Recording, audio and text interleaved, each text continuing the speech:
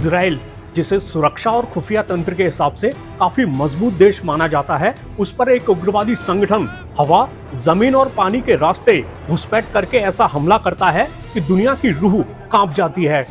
इस हमले में फिलिस्तीनी उग्रवादी संगठन हमास ने बहुत कम वक्त में हजारों रॉकेट दाग दिए और जबरदस्त किलेबंदी वाली सीमा को भेद कर घुसपैठ कर दी। ऐसे में कई तरह के सवाल उठ रहे हैं। मसलन ये सब हो कैसे गया, इजराइल में मौजूदा हालात क्या हैं और अब आगे क्या हो सकता है, आपको बताएंगे हर बड़ी बात।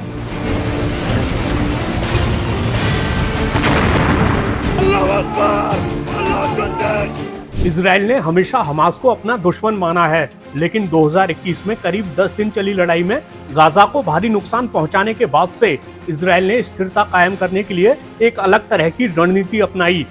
इसके तहत उसने गाजा वासियों को इजराइल या अपने कब्जे वाले वेस्ट बैंक के इलाकों में काम करने की अनुमति दी। पिछले 18 महीनों से वेस्ट बैंक में हिंसा भड़की हुई है। हालांकि गाजा छोटी मोटी सीमा पार झड़पों के अलावा अपेक्षाकृत तौर पर शांत रहा। ऐसे में माना गया कि इजराइल का ध्यान मुख्य रूप से वेस्ट बैंक पर ही केंद्रित रहा। इस बीच हमास ने इजराइल के साथ साथ दुनिया को चौंकाते हुए अचानक जिस तरह का बड़ा हमला कर दिया, उससे साफ लगता है कि हमास लंबे वक्त से इस हमले की योजना बनाने में जुटा होगा। ऐसे में सवाल है कि इजराइल के खुफिया तंत्र को इसकी भनक क्यों नहीं लगी, और अगर कोई भनक लगी भी तो उससे निपटने के लिए कोई प्रभावी कदम क्यों नहीं उठाया गया। कुल मिलाकर इस मामले में सबसे पहले इजरायली खुफिया तंत्र की बड़ी नाकामी मानी जा रही है। उसके बाद इजराइल के सुरक्षा तंत्र और सुरक्षा रणनीति पर भी सवाल उठ रहे हैं।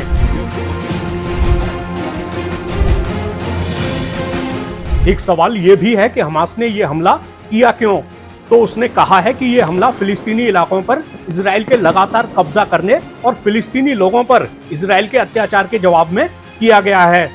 हमले के दौरान हमास के बंदूकधारियों ने जमकर तबाही मचाई, सड़कों पर लाशें बिछा दी और एक संगीत महोत्सव में शामिल हुए लोगों पर भी कहर बरपाया। उसने बहुत से लोगों को बंधक भी बना लिया, जिसमें महिलाएं और बच्चे भी शामिल हैं। कुल मिलाकर हमास ने इजरायली सैनिकों के साथ साथ बड़ी संख्या में इजरायली नागरिकों पर भी हमला किया है।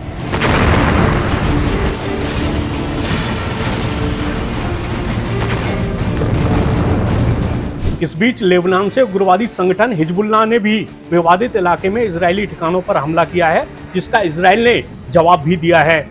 ऐसे में इस युद्ध के और भीषण होने की आशंका है। इजराइल के प्रधानमंत्री बेंजामिन नेतन्याहू ने भी कहा है कि ये युद्ध लंबा चलेगा। उन्होंने कहा है, हमारा पहला मकसद हमारे क्षेत्र में घुसपैठ करने वाली दुश्मन ताकतों को बाहर निकालना और जिन समुदायों पर हमला हुआ है उनके लिए सुरक्षा और शांति बहाल करना है। हमारा दूसरा मकसद दुश्मन से भारी कीमत वसूलना है, गाजा पट्टी के भीतर भी। नेतन्याहू ने कहा है कि इजराइल हमास के ठिकानों को मलबे में बदल देगा। फिलहाल एक पहलू ये भी है कि इजराइल के बहुत से लोगों को हमास ने बंधक बना के रखा है। इसने इजराइल की जवाबी कार्रवाई को जटिल बना दिया है। चलिए आखिर में आपको इस मामले पर पूर्व राजनयिक का एक बयान भी सुना देते हैं। जो डेवलपमेंट्स पिछले 24 घंटों में हुए हैं वो काफ़ी चिंताजनक हैं और इससे कई परिस्थितियां बदल जाती हैं। पहली बात तो ये कि इजराइल के बारे में जो कहा जाता था कि एक पत्ता भी खड़कता है मध्य पूर्व में तो इजरायलियों को पता होता है या वो खुद करते हैं, उसे सिद्ध हो गया कि उसमें अतिशयोक्ति है। हालांकि मौका बड़े समय बड़े ध्यान से चुना गया था।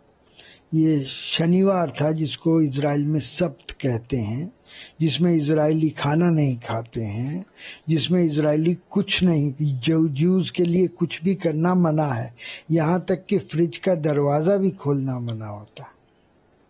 शनिवार के दिन हाँ, उनके लिए शनिवार अलग माह सब्त कहते हैं उसको, सब्बात अरबी में यानी अंग्रेजी में उसको कहा जाता है, वो अलग है। दूसरा, कल सिमशात का एक त्योहार था यहूदियों में, जिसमें पूरा दिन अपनी जो उनका ग्रंथ है, धार्मिक ग्रंथ तोरा, उसको पढ़ने के लिए समर्पित है। तीसरा, इजराइल के अंदर विवाद चल रहा है जिसमें कि सरकार चाहती है कि जो अदालतें हैं उनके ऊपर अंकुश लगाए, और काफी जनता इसके विरुद्ध है।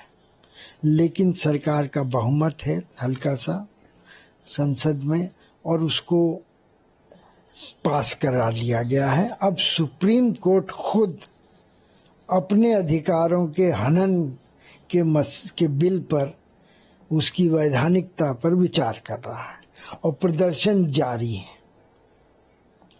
इस तरह से देश विभाजित है इतनी बुरी तरह से कि एक जमाने में जो इजरायली सेना के रिजर्विस्ट ऑफिसर्स थे, उन्होंने कहा हम ट्रेनिंग में नहीं जाएंगे इस बिल के विरुद्ध। तो इजराइल की सैनिक क्षमता पर आघात पहुंचा हुआ है। इन परिस्थितियों में हमला किया गया शनिवार को, त्योहार के दिन, विभाजित इजरायली परिवार को समझते हुए।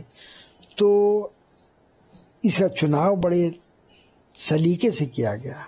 और याद हो आपको कि 50 साल एक दिन पहले 6 अक्टूबर 1973 को ऐसा ही हमला इजिप्ट और सीरिया ने किया था